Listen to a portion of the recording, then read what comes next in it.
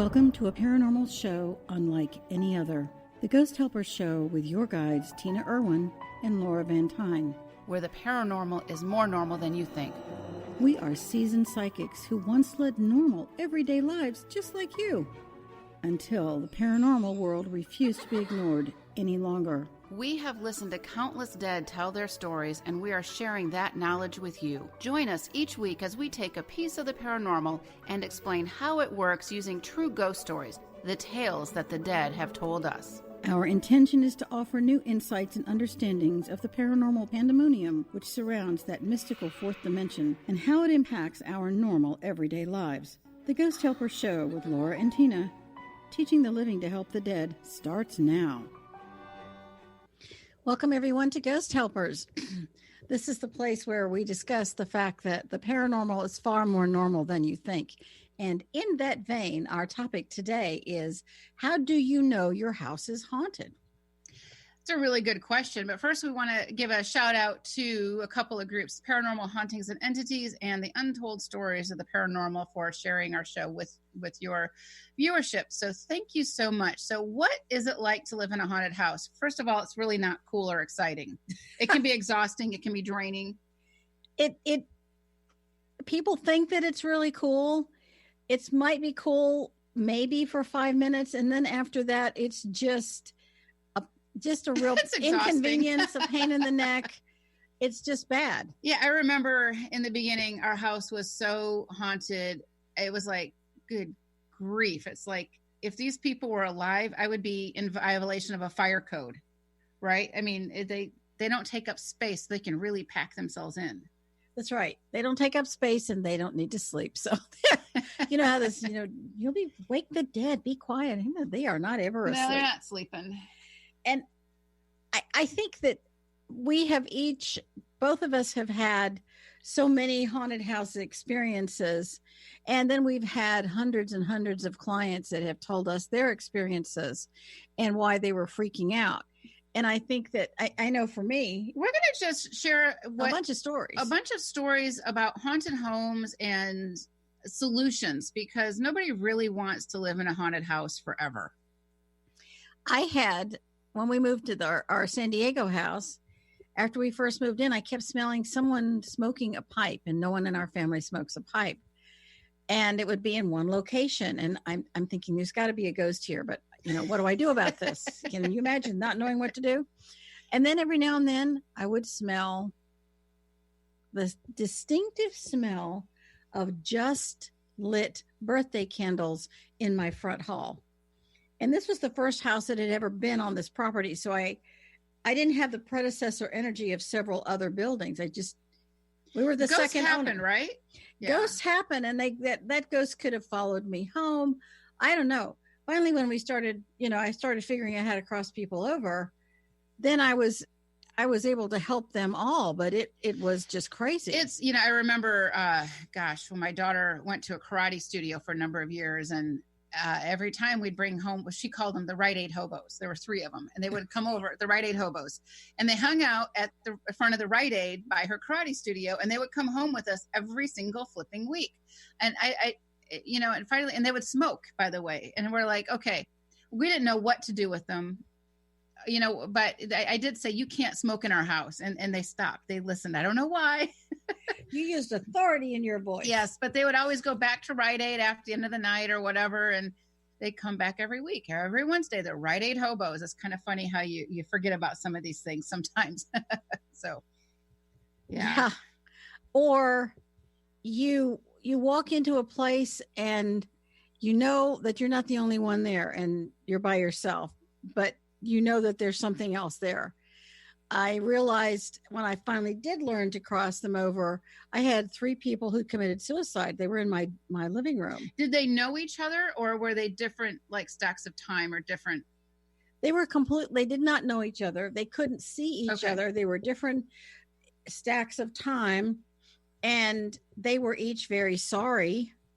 And they were each very surprisingly, very, very grateful that somebody was just going to help them without giving any prejudice or judgment. We have crossed over, I'm going to say, thousands of people who've committed suicide. And I think that's a common theme. They're always very regretful. They always thought that what they were trying to escape in life, they could escape in death. And then they get stuck between dimensions. And it's so important to understand that and not judge someone who commits suicide, but to simply help their soul. Help their soul by crossing them over. You can go to ghosthelpers.com and you can play the Crossing Over prayer on the Crossing Over prayer page. You can take the course on helping a soul who's committed suicide and understanding the grief they were going through, because we've heard so many stories. And I got to say, I think that, helping those who commit suicide is really high up on our passion level for helping souls.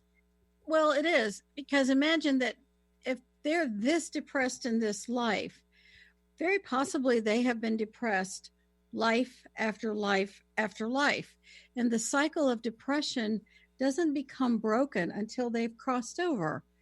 And once they feel the light, I mean, for me, watching them, there's this awe that I get to see. That they actually get the help. And one of the things that we really want to illustrate with this show over and over is that when somebody dies and they leave their physical body, their karmic time here is done and they need to go home. They don't need to be lingering as a ghost. And a soul who commits suicide, they will not cross over because their frequency is too low. And this is where the living can help them. This is the living. And once they feel the light of the divine, it's as if they're in shock and awe, disbelief, and this profound gratitude that it's like they can feel this light beginning to penetrate the very essence of their being. Look, my little fingers here. It's penetrating the essence of their being. Okay, Italian former life woman. Benny, I need duct tape. So anyway, back to haunted houses. All right. I actually have a kind of an interesting story. So I was contacted by a very high-end real estate agent in San Diego, in San Diego, and this house was haunted. And by high end, I mean like a $3 million house would be considered a fixer-upper. And this house was on the market and it wasn't selling. And the real estate agent contacted me and said, I heard you might be able to help me. She said that the man had died in the house and that the house feels haunted. And so Tina and I work on this house. And yes, we crossed the man who died in the house over. But what was really interesting is he wasn't the problem. Nope, he wasn't. He wasn't the problem. His living wife, who was forced to sell the house, was the problem. And she was sending out energetic signatures so this house wouldn't sell. So this is a really weird and unusual case where people would come into the house and they would feel like this awful, sickening energy and they couldn't explain it. And the house is bright and shiny, but it's not bright and shiny. Things would move. And, we just assumed it was always the ghost. And many times it was this ghostly soul. He loved his business and his office areas where he kind of took up permanent residence, and the computers would go on and off and things like that. Those are the typical things. But we crossed him over and we thought we fixed the problem. We get a call back from the real estate agent saying, there's something else going on. And his living wife was so angry at his death and the sale of this house that this living person was haunting the property as well. And we were able to mitigate that, stop that energy, because she may not have been consciously doing this. It could have been. I think she was consciously doing it. Benefit of the doubt, but I think you're right. I think it was conscious and intentional.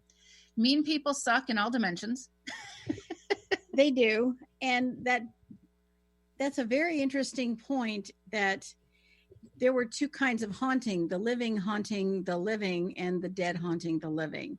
But actually this living woman was haunting her dead husband as well. It was not, you have all these different overlays in that one very complicated property. So it sold, right? The property sold once we crossed over the man who died, who, by the way, was very grateful for that help. All souls are grateful for that help. We broke the connections with the living woman, and the house sold. The house felt clean for the first time. The agents never had an issue.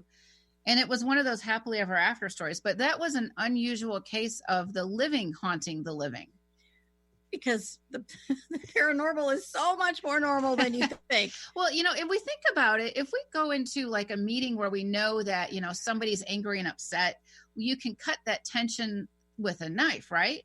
It's a similar concept of our thoughts are things, our emotions are things, and they can resonate out. All thought is energy. I mean, let's wrap our brains around that. All thought is energy. So if someone is sending negative thoughts to another person or place, that energy is being picked up and it's contaminating the energy that's there. All right. Let's look at some other manifestations that you might get a clue your house is haunted. Well, the simple fact of cabinet doors opening and, things like that, things moving. We had another case where an agent, they flipped a house. And here's another thing is that when somebody goes and buys a house and they go to flip it, especially a foreclosure, right? You go in and you flip a house. So you've got new walls and new construction, and you would think that would fix the haunted problem, right? No. It's not going to fix the haunted problem. It doesn't fix the haunted problem. They don't know where to go. They're bound by location. What it can do is it can cause problems on construction sites. And I remember a house, it was in Encinitas, that we had cleared years ago. And the woman bought the house and it was overlooking the beach. And she had lived there for 2 years, had not touched anything. There was never an issue. She knew the man had died in there and she knew he was there, but he didn't bother her. He didn't do anything until walls started coming down and all of this other stuff started happening. The construction workers on this site kept having accident after accident after accident. And she called us at the point where one of the construction workers got pushed so hard, he fell off some scaffolding and he could have died. And sure enough, this ghost was so upset with the fact that his home was being rearranged. We crossed him over. There were no more issues with haunting of the construction workers. I have a developer now who is buying apartment buildings, and she won't even put in an offer until I've looked at the place within the confines of what I can actually look at. Well, let's look at spiritual If they have law. an open house, then I can actually look at the place. The paranormal is more normal than we think, but what's really not sexy is spiritual law. But let's talk about spiritual law for a second. We can't go into, Joe Schmo's house and remote view it and look at it without Joe's permission. It's a spiritual law issue. We cannot do that. I would never walk into, your house unannounced and just open your door. Own garage space. So, it's the law is the law is the law. We don't walk into somebody's house unannounced without, being invited in. The same thing is true when you remote view a property looking for, offending issues.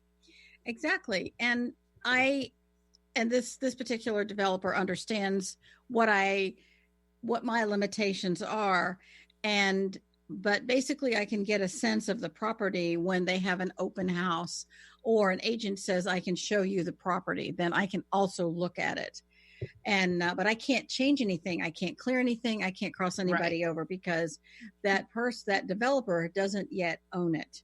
Exactly. And, so, all right, let's look at what else happens. All right. Have you ever heard footsteps walking down a hallway or, bottles rattling or things like that? This is also a sign of a haunted home. And haunted homes aren't just ghosts. It would be so much easier if they were. Well, for our discussion today, we're only talking about what the ghosts can really do. But there are other things that can cause a problem. I mean, I've lived in a house where you could hear footsteps running down a hall. You could hear somebody pounding, like a big fist pounding on the wall, and you could hear plaster falling inside the wall. It's like, what is this? It makes no sense. So we're bringing back the logic trail that when we leave our physical body, the energy that animates this physical body has to go somewhere. ideally it's going to be crossed over into the heaven world. But many times souls get stuck. That energy has to go somewhere. I've had clients say, I think my house is haunted. I see something out of the corner of my eye. It's making me crazy. And I know there's somebody here. My husband thinks I'm crazy. I just, you have to help me. I can't live like this any longer. Okay. That's the problem. And again, people think they're going crazy. They're going nuts. Another common symptom of being haunted is that you simply see something out of the corner of your eye. It's a dark shadow that just kind of, is fleeting over the corner of your eye. And you find yourself turning around to look. Yeah, we both looked at the same time. And there's nothing there. It could be in resonance. It could be. And you look and there's nothing there. What is that? And the best thing you can do, if you ever have any of these things going on, go to ghosthelpers.com and play the crossing over prayer. You can do it several times and demand that they cross over. It's amazing how helpful that free tool is. You're not banishing them, by the way. You are using, you're playing the prayer, which has a certain amount of authority in it. And the energy from that video will make a huge difference. Okay, I've had at least 5 clients call me and say, my dog. Let's talk about animals, right? Let's talk about animals. I think that's really, animals are the dog, the canary, the cat, whatever in the coal mine. Animals are very psychic, and they're also a placebo effect, right? Because they're not expecting anything. If you have an animal that is constantly staring at a wall or staring at something, there could be something there. Or the dog walks over to a wall and starts barking at the wall. Or barking at nothing, right? It's sitting in the living room and it just starts barking.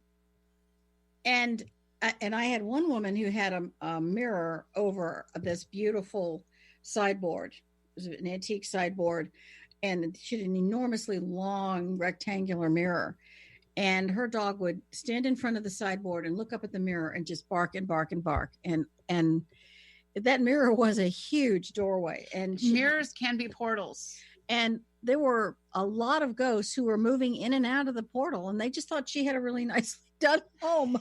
And so I closed the portal, crossed over the dead, and the dog didn't ever bark at that wall again. And here's something to also think about is that if you have a pet who seems to be misbehaving like this, punishing that animal is not for anyone's best interest. You're not going to stop the dog. And I'm talking specifically dogs, but cats can see things too. And other higher order animals can see things. Horses, definitely.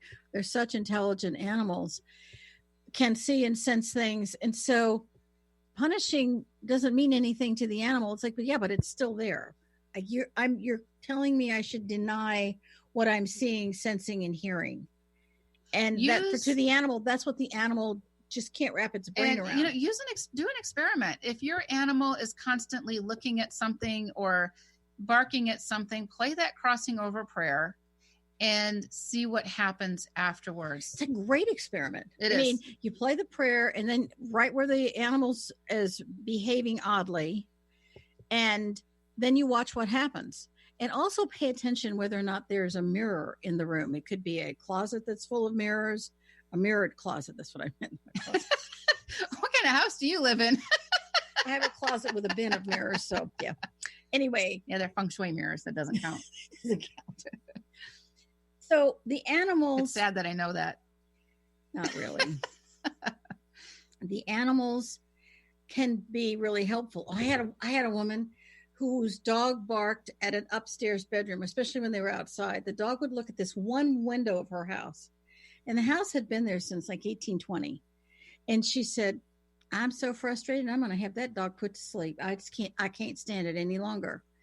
And I said, well, there's a dead couple looking down at your dog. So maybe that's what your dog's barking at. And she said, you think so?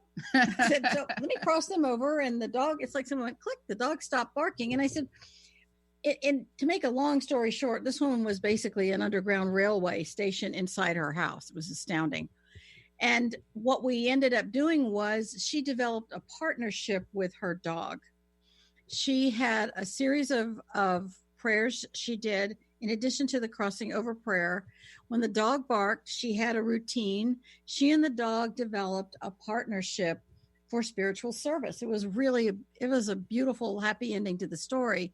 And eventually, the dog just didn't bark at anything anymore, and her house was completely clear because she had the power to take care of these things. I was very impressed with this woman. She said, "I'm not afraid. My dog and I, we know what we're doing." And I said, "Good for you." I was so thrilled. Well, she lived in Suffolk, Virginia. That's a huge though, because the whole concept of this show is to teach people they can take their power back with these things. And let's talk a little bit about what can happen to a haunted house over time. If you have a house that is chronically haunted, I guarantee you're going to be having some form of electrical issues, water issues, plumbing doesn't work. Problems. Holy goodness gracious. Because ghosts use these elements to travel through, and they break down. And what a ghost is, a low frequency being. If we think about angels are high frequency. Ghosts are not high frequency because they're stuck between dimensions. Once we cross them over so they can go home, their frequency will rise greatly. So the other thing that they can do is they can make the living sick. Not to be mean, but it's a resonance issue. So if I'm a ghost and I'm hanging around Tina and I died of breast cancer or something like that, and I'm hanging around Tina, she's now in resonance with me and my illness, and it could make her sick. It's also why some people believe suicide is contagious. The person who took their own life is hanging around the family that he or she just left. And that family, and maybe they'll pick one family member, and that family member becomes increasingly depressed and doesn't fully understand why. Or a friend or a loved one, especially could with be teenagers. Friend. Especially, I had my neighbor's son had 7 friends take their own lives in 1 year in high school. We crossed over several of them, but I didn't have jurisdiction for all of them. And these things, they happen, as sad as it is. All right, what else can happen? A big thing is, I think you go down the stairs or something and you feel like this whoosh of cold air, but nothing is there. It's like a thermocline, which means you have different... Yes, Navy lady?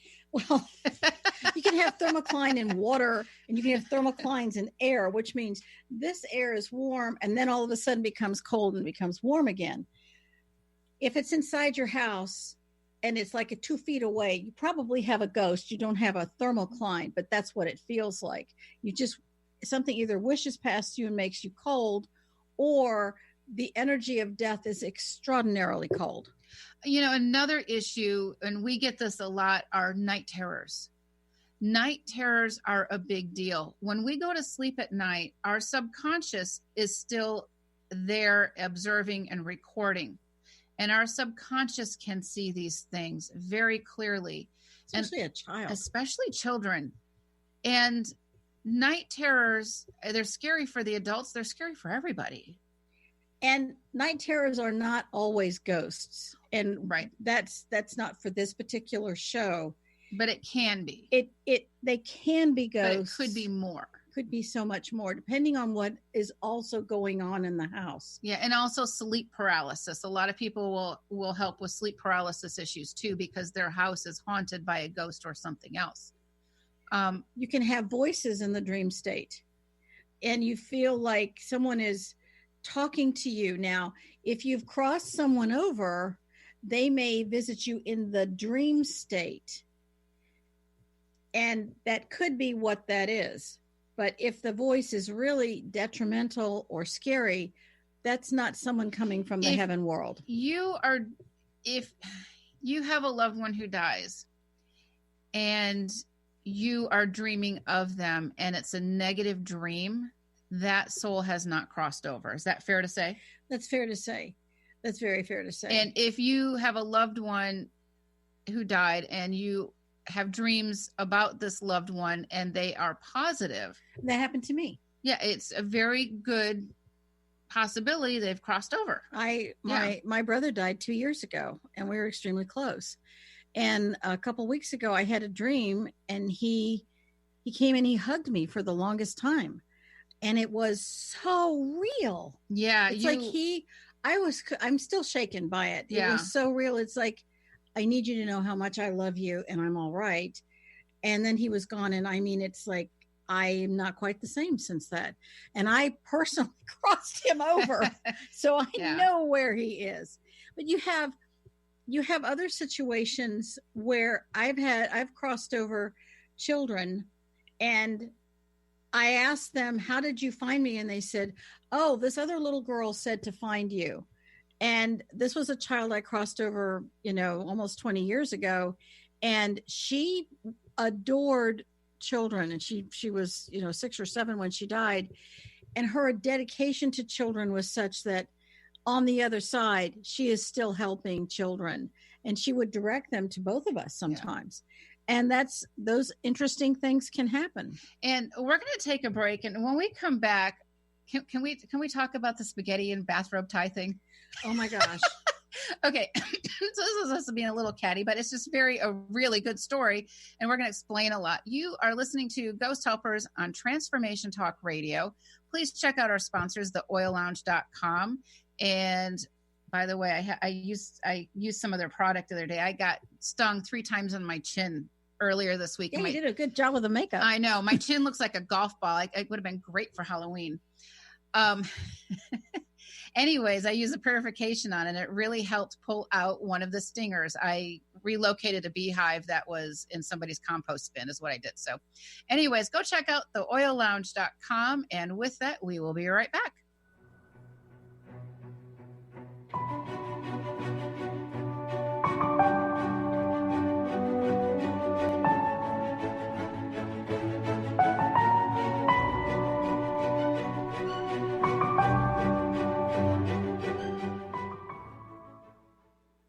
Your money is your creational energy. When you feed your wealth back into what you love, it signals your choices and returns to you. Tune in to Money Momentum with host Karen Baines and learn the truth about the widely misunderstood creative energy that is the cash in your pocket. Realign the things you can't see to get the results you can see.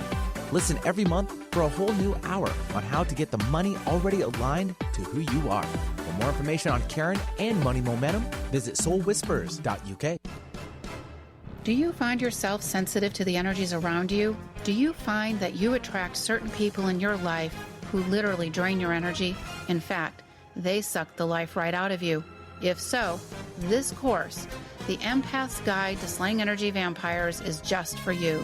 Here, you will learn the tools and strategies you need to take your power back. Sign up today at thekarmicpath.com under our courses tab. Tune in to The Truth is Funny with Colette Steffen each Wednesday at 8 a.m. Pacific, 11 a.m. Eastern on TransformationTalkRadio.com. This hit show will have you thinking outside the box and riding the wave of infinite potential. Join Colette on the Higher Self Network, inspiring listeners to shine their brilliance and ensure success while roaring with laughter as they recognize the humor of the giant cosmic joke. Visit TheTruthIsFunny.com. Are you willing to challenge everything you've been taught about life and death? Join Angie Corbett-Kuiper on her hit show Beyond Grief Radio, redefining loss and grief as Angie shares through choice, present moment awareness, and keeping an open mind that creating anything is possible, even in death. Tune in every Wednesday at 12 p.m. Pacific on TransformationTalkRadio.com. For more information or to listen to past shows, visit AngieCorbettKuiper.com. Sometimes being human has its challenges. Our physical health falters, our spirits sag, our dreams don't immediately come to fruition. Welcome to the power of Maximum Medicine Radio. Join me, Doc Martin, in conversations that will blow your mind about healing. In our hit show, Doc Martin addresses the scientific with bridging to the mystical approaches to give you a new narrative about maximum medicine. In this live call-in show, we will journey into the extraordinary genius of the human body and talk about other beliefs that impact being your multidimensional self. We seek the seen and the unseen and explore the earthbound and the otherworldly, all with the purpose of calling forth the maximum you. To learn more about Doc Martin and Maximum Medicine, visit www.sharonmartinmd.com.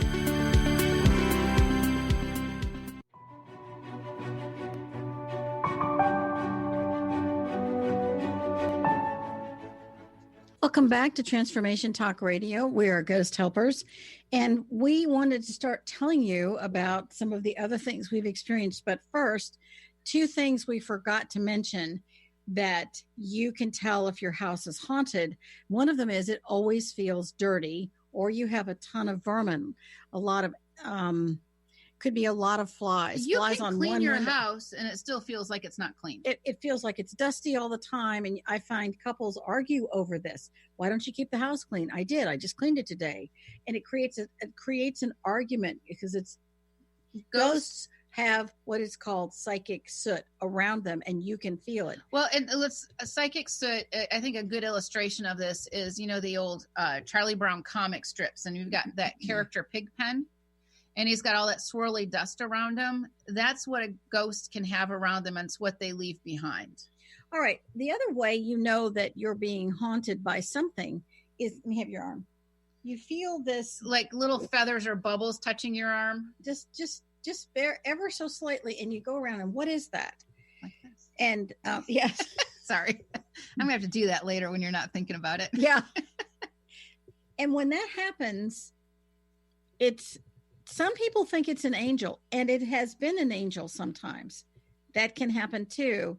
But if your house is already dirty and you've got plumbing problems and the cold spots and all these Things other move symptoms and everything else, that's probably the ghost saying, please, please, please help me or let me go. Yeah, or just play the crossing over prayer. It's one of the best and easiest things you can do for yourself. Okay, you got to tell us the story. Okay, so we hear lots of crazy stuff, and sometimes it just takes the cake. So, excuse me, I run across this article about some ghost hunters. And by the way, we are not ghost hunters because we care about the soul. I think that's a huge differentiator. We want that soul to be crossed over no matter how they lived or how they died. So this ghost hunter, and people will hire ghost hunters or investigative teams, and all they do is tell you what you already know. Big deal. And you're paying for that. You're paying in some for that. cases. So this woman sets off and she says, we're going to, clear this home and tonight. And they have all these bad entities in there and this and that. And she sends this picture out. There is a box of spaghetti, some bathrobe ties, and some lemons, and her fancy recording equipment. And it's like, what are you going to do with that? And she says, this is what we use to clear a house. Okay. Now, cannot make this up. People, spaghetti noodles are going to clear your haunted house? How did she say that worked? What was her thought process? Okay. So they use the bathroom. They go physically to the house. And when Tina and I clear a house, we don't physically go there because we can remote view the property, which is so much safer and more efficient to get the job done. They use the bathrobe ties to tie themselves to each other. Why? I don't know. You got the visual, don't you? And then they take the spaghetti and they snap the spaghetti to break the bind symbolically, and then they squeeze lemon juice on the noodles. And this is how they're clearing the house. And I may go on a rant here. Go for it. The reason we're bringing this up, I'm sure this woman was well-intentioned. I'm sure the homeowners wanted to believe it. The problem when your house is haunted, you want to believe anything to make that stop. The truth is that this is what causes people to believe that those who are New Agers are airy-fairy or something crazy. And the person may genuinely have a haunted house. Spaghetti, bathrobe ties, and lemons are never going to get rid of the soul. Banish them, invoke something. Here's the concern I had. All right, so let's say the spaghetti worked and the bathrobe ties and the lemon juice, okay? maybe that worked. And, my first comment was, I wonder if they're going to make them a meal, like lemon pasta. But well, there are such things as hungry ghosts, but you do have to cook it, though. So the one thing that really bothered me was I asked her, I said, so what do you do with these ghosts, these entities, when you clear a home? And she said she buries the dark entities, the demons, etc., into the ground on the property. You're like, that's going to work? Well, that's going to work, but okay. What did she do? Hold it in her hand? I don't know. With a Tinkerbell size? I'm sorry. How did you do that? I don't know. What are the physics of that metaphysical concept? And then they banished the ghost from the property. All right. If this is your child and your child died, let's say 1962, and this house, and they're haunting this house, would you want your child banished or would you want them helped? So I asked them, I said, well, where does the ghost go when they're banished? And her answer was wherever they want to go. And I said, so they're free to go, haunt somebody else's house or whatever. Yes, of course. And then I said, okay, back to those dark entities, because we have police officers in our dimension, our physical dimension. We have lawyers, we have detectives, we have captains, we have fire marshals, we have a court system in this dimension to help us keep order. In this fourth dimension, those things don't exist. Those safeguards don't exist. This is a problem. So these beings and entities have free reign in what we call the fourth dimension or the hells or whatever this is, or whatever you call it. They're free to roam and they impact our lives. Well, so they can also go home with this woman. They can go home with this woman. She may think she buried them, but let me tell you. You know what? What kind of shovel did she use? Oh, don't get me started. I can't say that word. So she banishes this entity. I think there were 3 of them, and she buries them on the property. Okay, well, let's say she really did do that. Now they're going to be pissed, right? Well, they're still on the property. And I said, newsflash, what happens if they escape? And her response to this was terrifying to me. She said, well, yeah, eventually they're going to escape. And I said, and then what? She goes, well, then they usually are just free to wander. And I said, so they can attack and harm other people? And she says, well, yeah, and I said, but what do you mean? And then she says, well, dark beings, dark entities are like hired assassins, and they're just roaming the streets waiting for their next assignment. And I'm thinking, you let that go? And you let that thing go to go bother someone else. What is the karma with that? Here's the bottom line. This woman may have genuinely been well-intentioned, but she didn't have a clue what she was doing, number one. And number two, she didn't do the people in that house any service. Or their neighbors or anyone else that could be infected. And she didn't really have a clue what she was doing. And that's really why we have this show. This is why we have psychic self-defense course, because if this is happening to you, spaghetti noodles and lemons isn't going to do a freaking bit of good. How about bathrobe ties?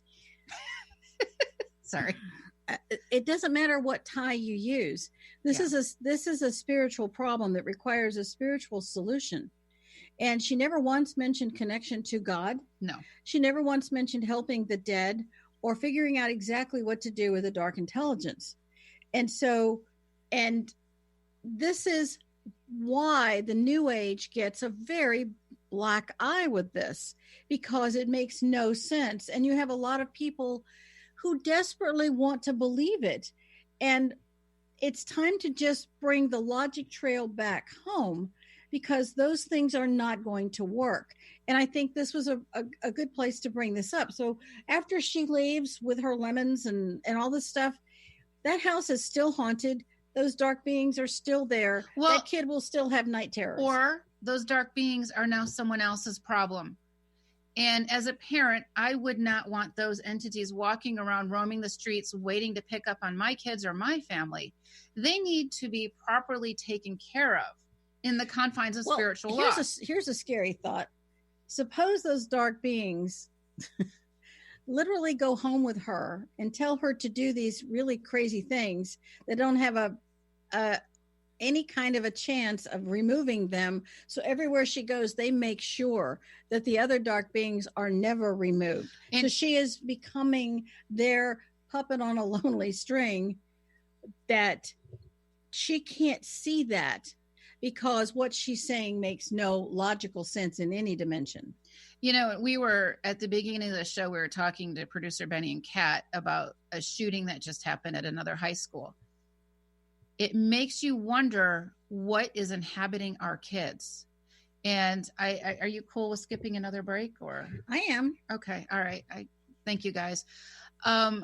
What is inhabiting these mass shooters? We have no checks and balances in this fourth dimension, and these dark beings can puppet us. I don't want the show to go, down a dark rabbit hole. We are going to do a show about dark beings because that's not what this focus is today. And when we do that show, we're going to be addressing those specific things. Right. And it's just food for thought for later on down the road.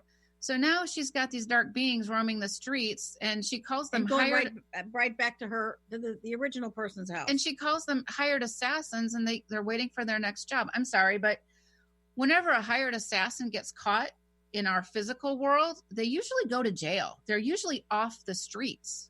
It's not something that we are perpetuating. No, you certainly don't want to perpetuate that. And you don't want the things that make no sense. And when you look at your gut instinct, and we have a Secret Science of Intuition, which is a free class on our website, think about how that works and how it should work for you. If it doesn't ring true, if what we're saying doesn't ring true for us, reject it.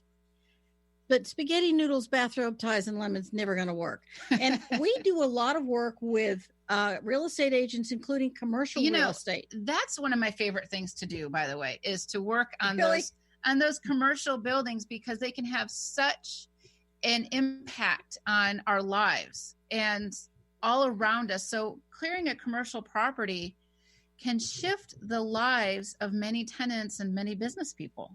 I see that. I did. Okay. I just saw that. Kat said, Laura, please scoot in. So Tina's trying to get really close. Okay. I'm sorry. All right.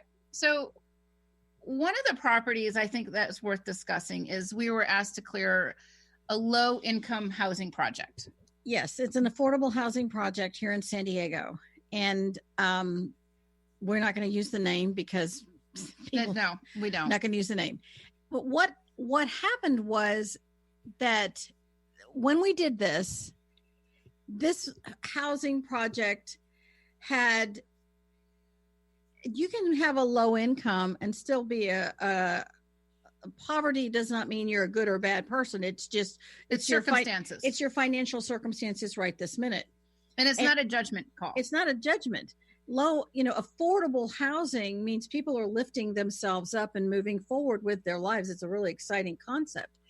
And so what they were trying to do is clear some of these buildings so that those individuals who are living there have a better opportunity, so that the predecessor energy wasn't influencing them. So it was like on this property, they had a lot of issues with tenants and violence.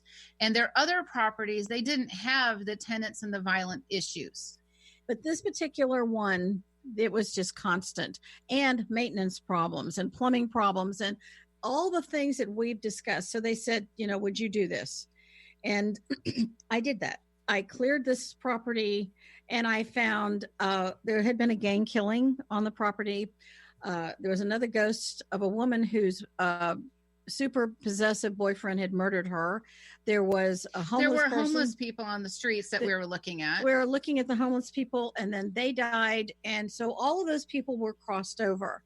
And there were some other things in the property, underneath the property, and we cleared all of that. There was a lot of dark beings. We cleared all of that. I mean, it just took a long time, but we got all that cleared out. That's a lot of units. And these were apartment units, but the owner of the apartment building gave us permission to clear it. And when we look at stuff like that, we're not looking at anybody's dirty laundry or the dishes. No, we're not. We're not invading their privacy, but we're removing this toxic energy that's affecting the tenants and crossing over all of the dead that have been there for some for a long time and some not so long. And the bottom line was that was at least, 6 years ago. Yeah. And that place has not had violence since. I mean, it's like someone just blew a dark cloud away, and people seem to be doing very well. And this flourish, that's a great word. This building is now making money, so to speak, because they have stable tenants that aren't coming and going. They can pay their rent, and maybe move past that housing so that it's open for someone else. So that's a really good thing. I mean, I worked with a developer in Virginia. I cleared property after property for him, and he had the same things. One of them, he had so much violence, and the tenants were fighting and screaming, and the property had some terrible things happen on that square of land through various stacks of time in the past. A stack of time is a period of time. So when we think of ghosts, from the 1800s, they're wearing those clothes, or a ghost from 1965, they're wearing clothes from that era. And the problem on this property went back to the 1700s. Once that was cleared, a lot of things just stopped happening. They just couldn't believe that things calmed down to that apartment building. The police stopped coming, the fighting stopped, tenants stopped screaming at each other. It's like, why was I doing that? It's like this fog cleared. We're not keeping the secret sauce. You can take psychic self-defense and learn how to do this yourself in a spiritually responsible way. Exactly. And I think that, as we're looking at this. Can you tell the story about the storage shed you cleared? It's actually in one of the ghost story books, but I think this is a great illustration. I cleared, the same developer had a series of storage units on the eastern shore of Virginia. This is in Ghost Book 3. And he said, you've cleared so many other things, but you just clear this storage unit. And I said, okay. And you didn't know why he wanted you to clear that one? He just had a bad feeling. He said, I'm just having a lot of problems renting this facility. I can't get these rented out. And I got all this empty space, and I want to start making money on it. Reasonable. So I said, sure. And I removed all the alcoholics. There was a bar across the street. There was a graveyard down the street. And I opened up a way for all of them to cross over, and they all came. I didn't clear anybody else's property, but sometimes I'm magnetic. Sometimes when we do this work, souls from outside of where we're working will come in. It's almost like moths to a flame, right? That's a good example. So I moved on all those people, and it was fine. So finally I cleared the basic stuff, and I started whipping through all the storage units, and I got to one, and it's like, what am I seeing? What I'm doing is really esoteric. I mean, this was in the early 2000s I did this. And then I'm working. I'm thinking, is this a dead person or a living person? I've never had an experience quite like this. And I started talking to her, and she said, am I dead? And I said, let me figure that out. A lot of times the dead don't know they're dead. So I brought in an angel.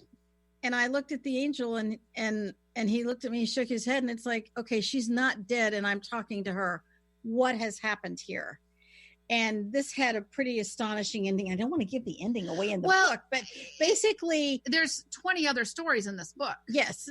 Basically, what happened was, by clearing this space, we uncovered a crime that affected not just the woman in that space. She was still alive in another state, but something of her essence was left in the storage unit. And I contacted we did an anonymous call to the missing and exploited children. And we looked at the website. We found this girl. To this day, I can't believe it. We found her. And the name she gave me was the name on the website. We made an anonymous phone call did not say that a psychic found it because they would have discounted it. Yeah. And within 9 hours, because I called the owner of the storage shed back and I said, this is what I found. This is what I've done. You might get the police showing up. And he called me about 8 hours later. He said, oh my God, squad cars and cadaver dogs. Oh my God, you can't believe what's here. And they found like her necklace or something. They found she was in that storage. She had been in the storage, but she wasn't there anymore. And they did police tape. And he said, Tina, they're not leaving. And they want all my records. And so about 3 or 4 months later, they found a human trafficking ring. And not only was this woman returned to her family, all these other young women, they were college co-eds, were returned to their families. It was an astounding story. So when you clear a property or you have a commercial property, you can't begin to imagine the service. These girls weren't dead. And they weren't from terribly dysfunctional families. I mean, these were girls that were kidnapped. She was kidnapped, and she didn't understand. She just didn't know if she was alive or dead. It was, and for a psychic, when we say we're seasoned psychics, we're not kidding. We have seen some astounding things, and to feel, because we went back and checked on the Missing and Exploited website, and her picture vanished, and there was no more information. And basically, a police detective said she was reunited with her family. And to this day, I get chills when I think about if we both have daughters, if our daughters had been missing, wouldn't we have wanted someone to have trusted what you saw, even if it blows your mind? Even if it's so illogical, and we have the secret science behind intuition, which is, you can find it on our website. It's a free course on how to enhance your intuition in a logical, pragmatic manner. You don't need spaghetti. You don't need bathrobe ties. No, and I'm in California. I'm remote viewing that storage shed, and I meet the essence of this young girl who doesn't know if she's alive or dead, and to realize that this woman was no longer in the process of being sold as a white slave or a human trafficking victim, because it's no longer white slavery. It's now slavery of every. I mean, I saw on Today, they were saying they are staggered. It's more profitable than drugs, if you can believe that. People need to pay attention. So I felt like I trusted my intuition. I believed in myself. And this young girl was, in fact, found.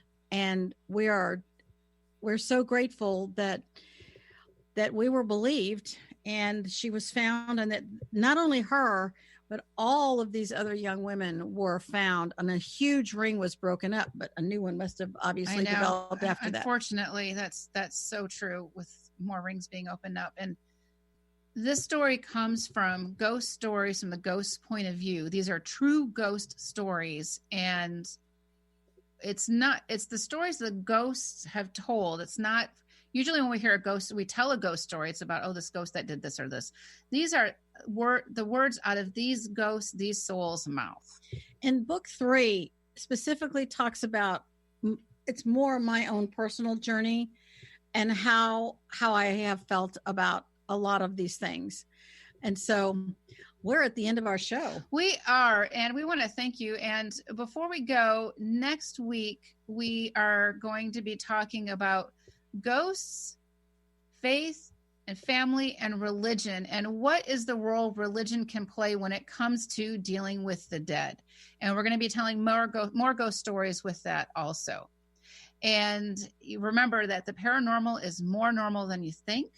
And we would like to thank everyone for listening today. We want to thank our sponsors, the Oil Lounge, especially our producers, Benny and Kat, for all their help in putting this show together. And please look at our books and courses. If you think you have a ghost, Ghost Helpers has all these videos that are free that you can use to cross over the dead. Our mission really is to teach the living to help the dead. And you can help us do that. We don't even have to know you. You don't have to tell us that you did it. But if you did, leave us a note on ghosthelpers.com. We'd love to know that people are using the service. It's the greatest spiritual service you might not have ever thought of. So, all right. All right. With that, we will see you next week. And thank you so much. Bye-bye.